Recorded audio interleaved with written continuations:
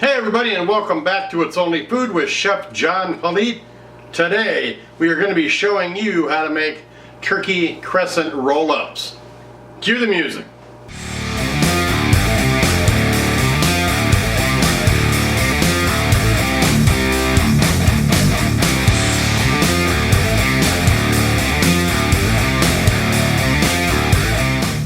Alright, well thanks a lot for joining us. If this is your first time watching, please do me a favor, head down to the corner, hit that subscribe button, and then hit that notification bell to be notified each and every time I upload new content. Alright, you clicked on this video to have me show you how to make turkey crescent roll-ups.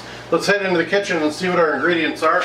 We're going to start out with a can of crescent roll dough, some sliced deli turkey, we have some Munster cheese, we're going to shred some of that up. We have got our Dijon mustard, and then I forgot to put it in there, but we're going to have some butter that we're going to put on the top of these before we throw them in the oven. Let's head over to our prep table and get going on our prep. Alright, we got our prep table here. We have our cheese and our turkey and our crescent rolls. The first thing I want to do is unwrap our crescent rolls and get them laid out so we can work at getting our ingredients into them. So this is always my favorite part, because you never know when it's going to go pop! Okay, we didn't do it, so you can either press or you can hit it. There you go. Just gonna roll that out.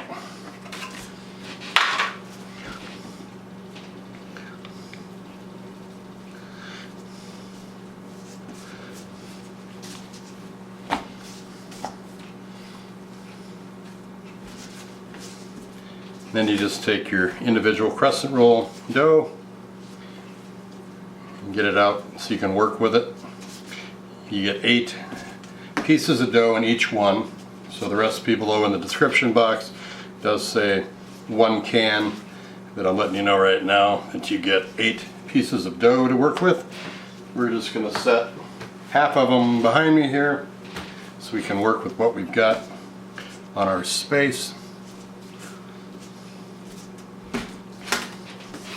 Alright, got those laid out.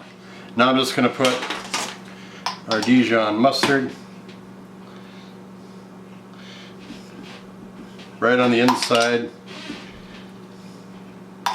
You don't need to put a ton of it because you don't want to overwhelm, especially if you've got kids eating these. They might not like this flavor profile, but it does pair well with the turkey. Alright, got our turkey. I'm just going to take and just kind of get enough to where it fits on the broadest part of this. You don't want to get too much or it's going to overlap in there and be falling out of your crescent roll when you roll them up and cook them.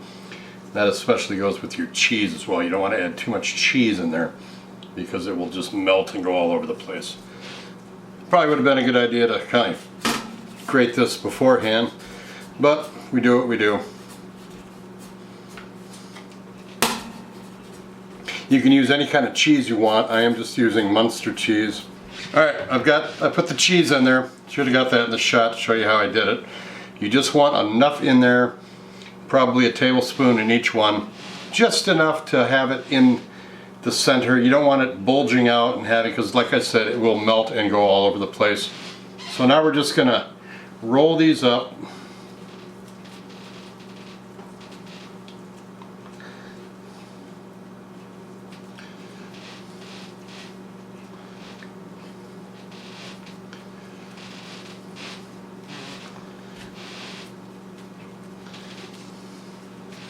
I'm going to do the other 4, but first I want to show you what we're going to do with these.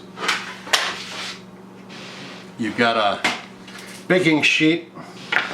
We're just going to set these on the baking sheet and we're just going to brush them with a little bit of butter to give them a nice colored crust and add a little more flavor.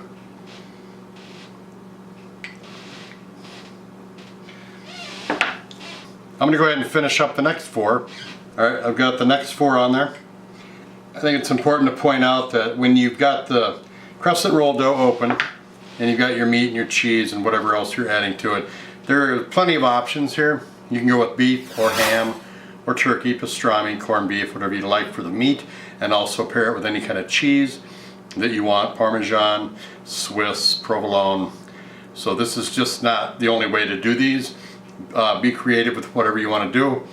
And then you can also sprinkle things like sesame seeds or poppy seeds on the top. You can mix your butter with other things like the mustard in there. You don't have to put the mustard in the inside. You can actually make a butter mustard for the outside crust.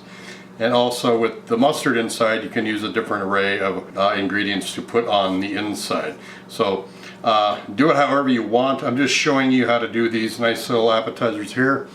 So let's have I got the oven on 350. We're going to throw these in for about 11 minutes. All right, there we go. Got a little brown on the edges, golden brown color. I did 13 minutes on these, depending on your oven. Keep an eye on them while they're cooking. Just go slow, go 9, go 10, go 11, go 12 until they're this color. And you can see it, just a little bit of cheese came out, which is a good thing. That means that it's still inside. So what we're gonna do now is we're gonna take some awesome photos of these for social media. We are going to lay these into the timeline of this video with some really groovy music. And then we're gonna come back and we're gonna taste them. Enjoy the pictures and enjoy the music.